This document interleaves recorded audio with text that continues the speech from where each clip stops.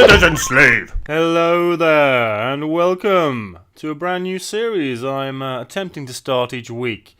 Haven't got my routine quite right yet, which is why this is the first one, and it's not the weekend, but we'll get there. Welcome to I'm Mostly Playing. I thought it'd be fun every weekend to regale you with tales of video gaming that I've been playing in the prior week. Now this week has been all about the survival horror. So, Resi 2 obviously hit stores Friday, and prior to that I was like, right, I really need to finish Resident Evil 7.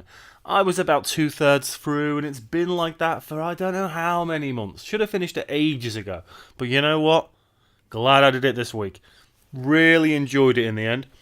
I'm not going to spoil anything for any of these games, if I can help it. Suffice to say that once you're past Marguerite, I kind of think parts of Resi 7 do get a little bit less entertaining. There's still some very cool stuff, but the very last level isn't as good as it could have been, which is a shame. But overall, I've really enjoyed it. The switch to first person is obviously cool and different, makes the game a bit more dynamic.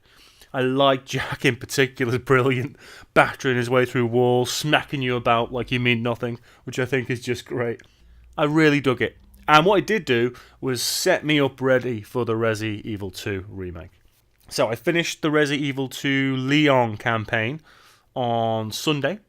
And I gotta say, it is such a good remake. First of all, let's just separate the whole remake thing from the actual game. Resi 2 is a good game with some problems. But the remake, what a remake. You couldn't ask for a better remake, I don't think. I mean, my God.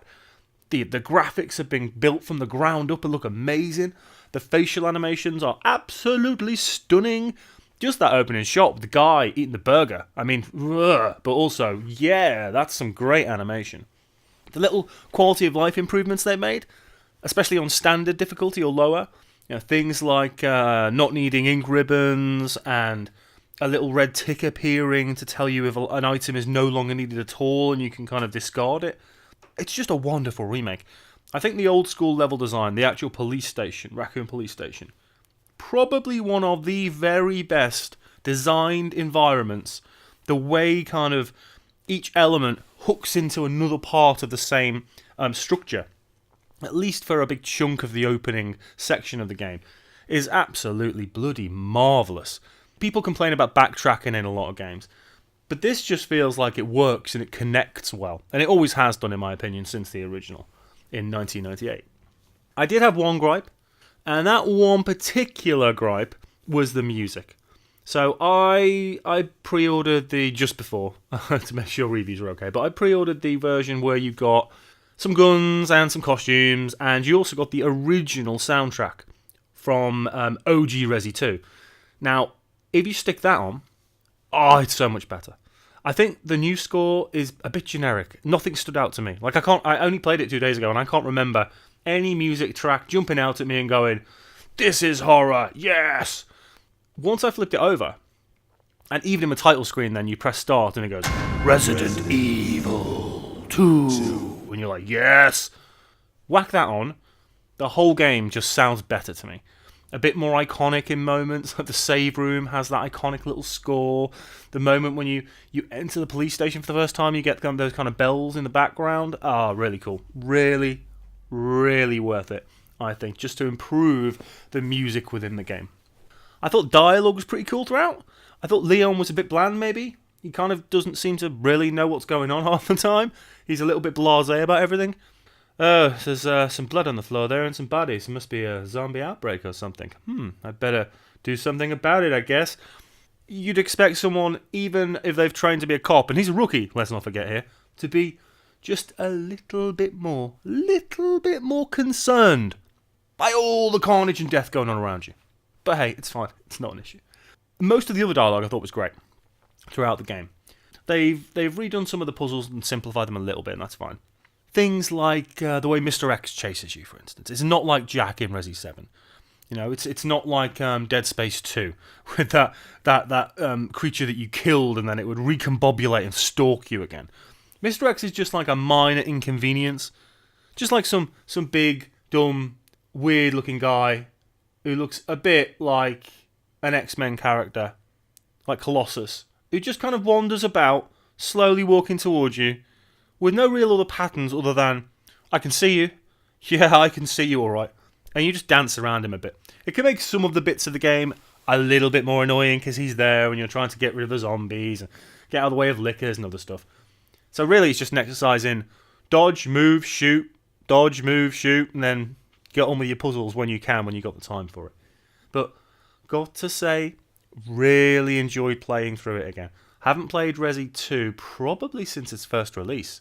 So to play it again like 20, 21 years later, and to have better everything, better controls as well as we have with Resi 1 Remake, just really works. And these controls, by the way, are a bit more like Resi 4 rather than, say, Resi 1 remakes. So it works amazingly well. Animation is smooth, the movement is smooth. And the deformation of the zombies, in particular, bits of flesh coming off when you shoot them, and like the head exploding when you get to that final shot, all the gore everywhere is really, really well done. So they're the two main games I've been playing this week. I haven't really played much else apart from those two, because I just wanted to get Resi 7 done, finally finish it, and then be like, right, Resi 2 horror time. And I adore the horror. I'm all about horror, survival horror, film horror, any kind of horror. Just wanted a full-on horror week this week. Let me know what you've been playing in the comments. What are the main kind of games you've been playing this week?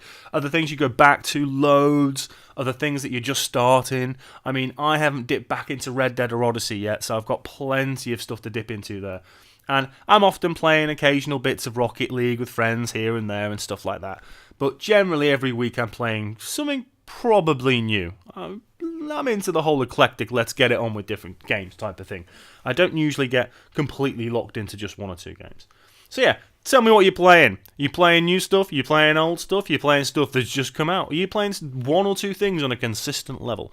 And why are you playing them? Are you enjoying them because of the narrative? Are you enjoying them because you're playing with friends? Are you enjoying them because of the cool gameplay? What aspects of the games you're playing have you been enjoying this week? Right. Thank you very much for watching this brand new little series of mine called I've Mostly Been Playing.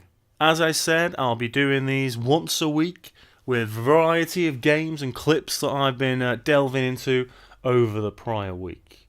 Now, if you liked the video, hit that like button, maybe even sub to the channel. Let's spread the word and get this channel out there, peoples.